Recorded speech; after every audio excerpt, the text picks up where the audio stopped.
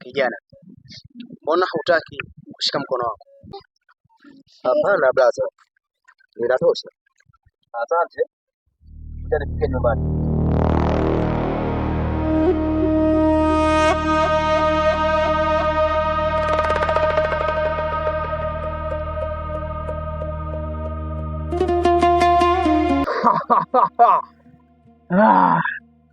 Wanda wile lokoleka suzipe aze yanena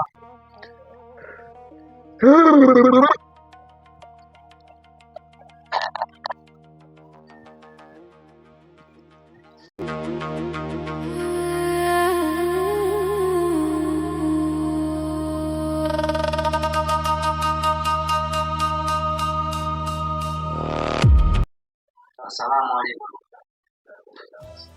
Sasa ndugu zangu, ninaleta kwa jambo moja. Kaka, mimi ombi lako nimelikubali.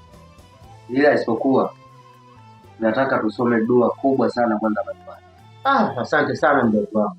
Nimekubali kulisi mikoba. Asante sana. Pesi. Nataka uanze kufanya ibada. Na zawadi yako nimekuletea ni hapa.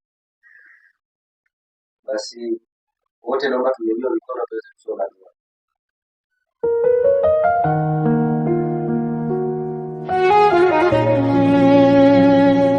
Kulolokwiza.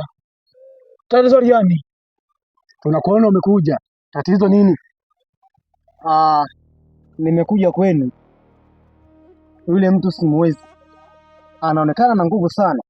Simuwezi.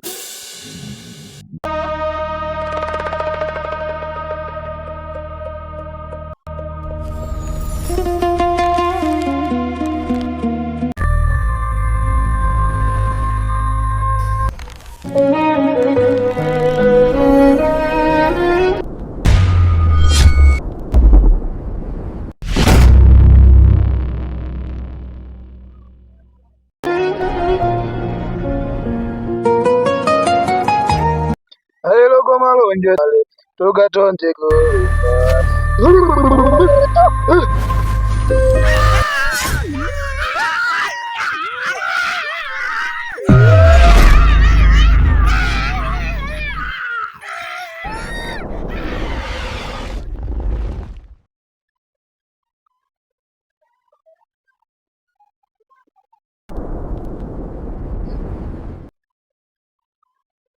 Vipi tena?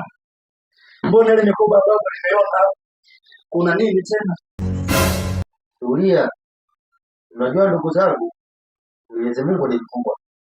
Kaka, hiyo mikoba ya babu ambao ulikuwa unasema ni hizi, sasa hivi huwezi kuiona tena. Kwa nguvu za Allah tumezisambaratisha. Mwenyezi Mungu mkubwa. Kaka, anza ibada. Usiogope. Kila kitu kimeisha. Babu alikuwa ni mshirikina. Ya Kristo. Kajiandae ile kwa swali. Sawa.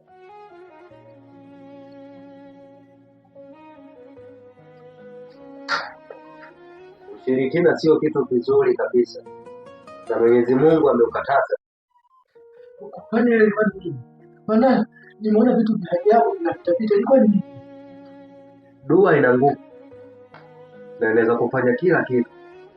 Fanya ubadilike haraka iwezekanavyo. Utateketea. Salamu alaykum. Wa alaykum salaam.